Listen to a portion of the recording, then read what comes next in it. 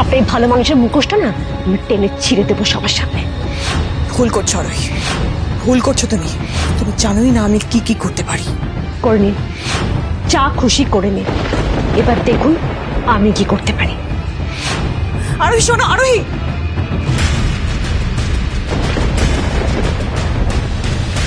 ননদ রানী, মনে হয় আমাদের একটা সেকেন্ড ওপিনিয়ন নিয়ে নেওয়া উচিত হবে। দেখি দাও তো দর্শনা। হ্যাঁ মানে মেয়েটা তো সুস্থই ছিল তাই না, আর মেডিসিন খাচ্ছে, সেগুলো কাজ করছে, ভালো হয়ে উঠছে। হঠাৎ করে টিউমারটা, ওর যে সিমটম দেখতে পাচ্ছি সেগুলো দেখে মনে হচ্ছে যে আরোহী যে কথাটা বলেছে যে ও প্রেগনেন্ট হতে পারে, মানে সেটা কিন্তু হতে পারে। এসব তুমি কি বলছো মামনি? আমার সাথে রিধিমা যখন সেরকম কোনো সম্পর্ক নেই, হাউ ইজ দিস পসিবল? এটা কি করে হতে পারে? ঠিক আছে, রিপোর্ট দেখে পরিষ্কার বোঝা যাচ্ছে যে রিধিমা ইজ নট প্রেগনেন্ট।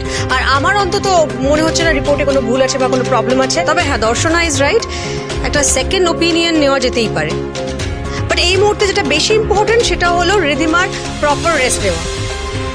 আমি বলছি প্রভাসকে বলে তোদের হানিমুনের টিকিট ক্যান্সেল করেছিস, ওটা করিয়ে দে বাবা, কারণ রিধিমার এই মুহূর্তে ট্রাভেল করাটা উচিত হবে না। ঠিক আছে, আমি ওকে কল করে এক্ষুনি ক্যান্সেল করিয়ে দিচ্ছি। হ্যাঁ প্লিজ কর।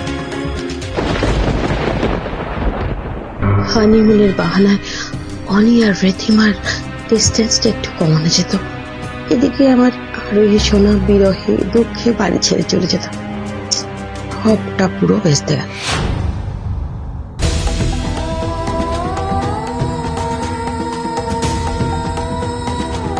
মিস্টার রয় চৌধুরী,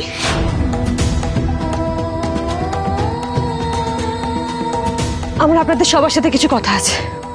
হ্যাঁ বলুন, কি কথা? আসলে আমি এটা অনেক আগেই আপনাকে বলতে চাইছিলাম, মানে আপনাদের সবার এটা জানা খুব প্রয়োজন যে মিসেস রয় চৌধুরী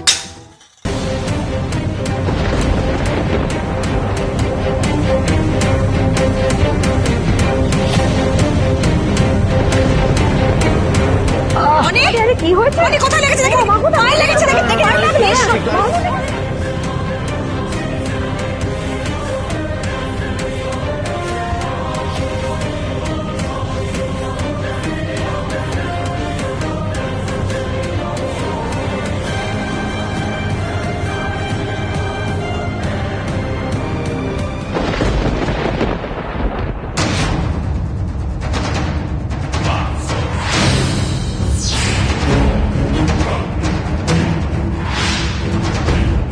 पैर पे चोट लगे, शुक्र है भगवान का कि सर पे नहीं गिरा ये, वरना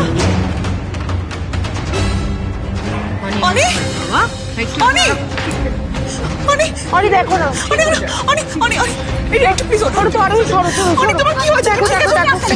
ঠিক আছে অনি, অনি তুমি ঠিক আছে? অনি এভাবে ফ্লাওয়ার ভাসটা পড়লো তোমার পাশে, একটু ওটাতে মাথা ফেটে যেত। অনি রিধিমা এতটা নীচ, এতটা বিপজ্জনক যে নিজের সুবিধার জন্য নিজের স্বামীকে আঘাত করতেও দুবার ভাবছেন না। আমি বেশ বুঝতে পারছি তোমার একটা ভাড়া আছে, কারণ নজর নিশ্চয়ই তোমার উপর পড়েছে। তুমি জানি না কার নজর পড়েছে। শোনো, তুমি আজকে কোথাও যাবে না। হ্যাঁ, তুমি আজকে অফিস যাবে না, তুমি আজকে বাড়িতেই থাকবে। It's not possible Ridhima. পরশু একটা ইম্পর্টেন্ট ডিল নিয়ে আমার একটা মিটিং আছে, আমাকে একটা প্রেজেন্টেশন বানাতে হবে, আমাকে আজকে অফিসে যেতেই হবে যে করেই হোক। বেটা ও ভয় পেয়ে গেছে তাই বলছে। আজকে দিনটা বাড়িতে থেকে যায় না, বাড়ি থেকে কাজ কর না, প্রবলেম কি আছে? মামনি, it's not possible, try to understand. বোঝার চেষ্টা কর, আমাকে যেতে হবে। মিস্টার কাপুর একটা ইম্পর্টেন্ট মিটিং অ্যারেঞ্জ করেছে গভর্নমেন্ট অফিসিয়ালসদের সাথে। গভর্নমেন্ট থেকে একটা all India food fair arrange করা হয়েছে, যেখানে বেঙ্গল থেকে শুধুমাত্র কয়েকটা সিলেক্টেড রেস্টুরেন্টসই রিপ্রেজেন্ট করছে, যাদের মধ্যে আমরাও একজন। তুমি বুঝছো না,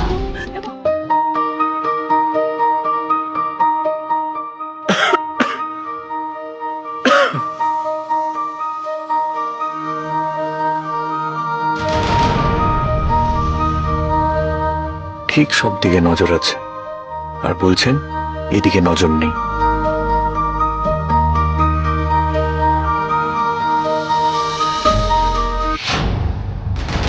অনি অনি উফ বাবা, খালি কাজ আর কাজ তোমার। সত্যি কি হলো? এত কাজ করতে হবে না। তুমি জানো কটা বাজে? ঘুমাবে না? চলো আমার ঘুমানোর সময় নেই এখন।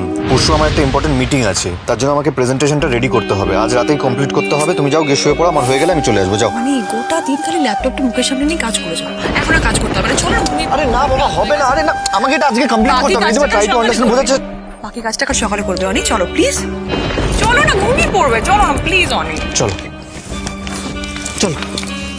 দাঁড়ান মিস্টার ঐশ্বরী, বলছি আমি আপনাকে হেল্প করবো আপনার প্রেজেন্টেশনে।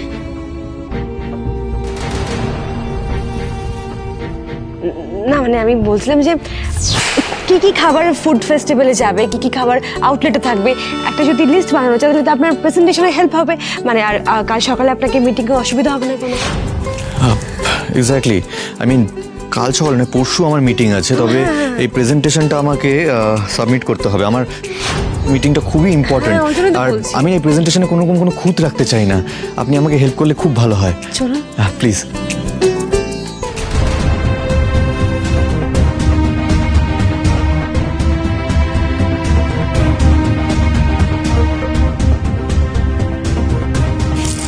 বেশ, তুমি তো আর কোনো কথাই শুনলে না।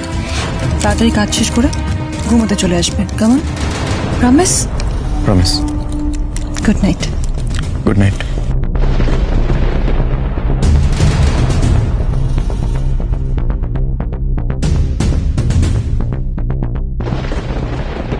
গুড নাইট আরোহী।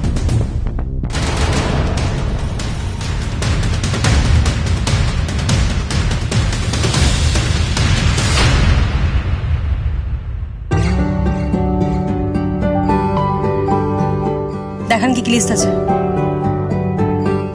দেখান। হ্যাঁ হ্যাঁ হ্যাঁ।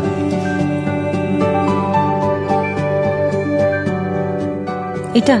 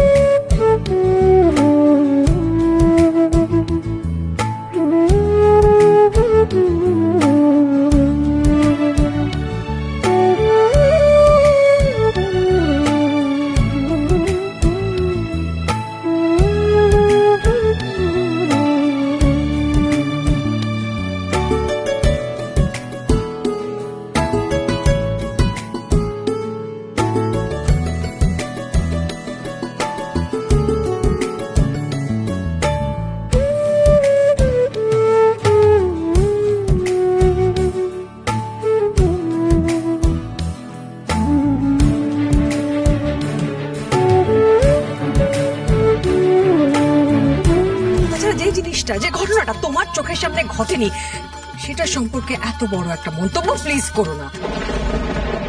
বেদা, টেনশন করিস না, আমি এক্ষুনি ডক্টরকে ফোন করছি, ওকে ঘরে নিয়ে যা। নিয়ে যা দেখো বলো তো।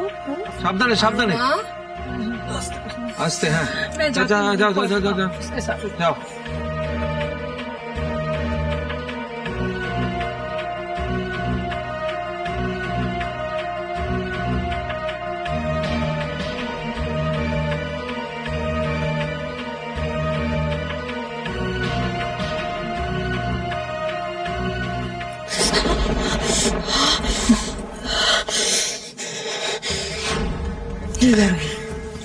তুমি আমার নামটা বলতে চাচ্ছিলে আরোহী?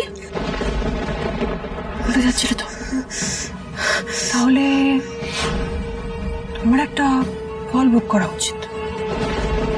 দেখবে, নিজের চোখেই দেখো।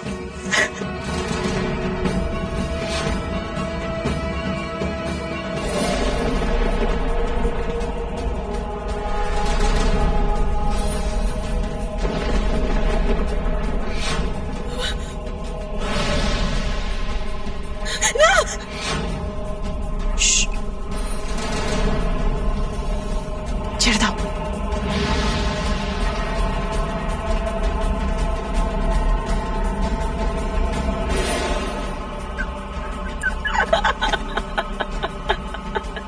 ভয় পেয়েছেন। তাহলে স্কোর কি দাঁড়ালো? রিধিমা 1, আরোহী 0। দেখা যাক আরোহী নেক্সট রাউন্ডে কেমন ফল করে।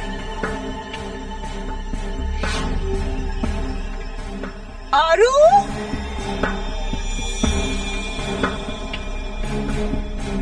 আরে তোরা কখন যাচ্ছিস সেটা তো আমায় বল।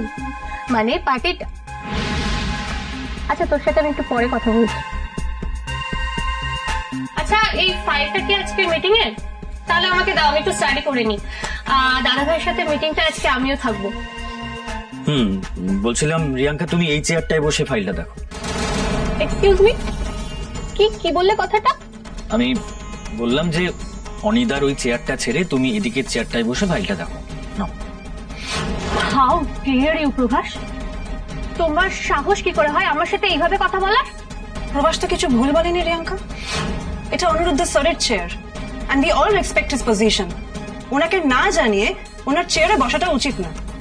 লিসেন, এই চেয়ারটাতে যদি তোমরা বসো তাহলে সেটা দাদা ভাইকে ডিসরেসপেক্ট করা হবে, because you people are employees. But আমি তো সেটা নই, আমি এই কোম্পানির মালিক।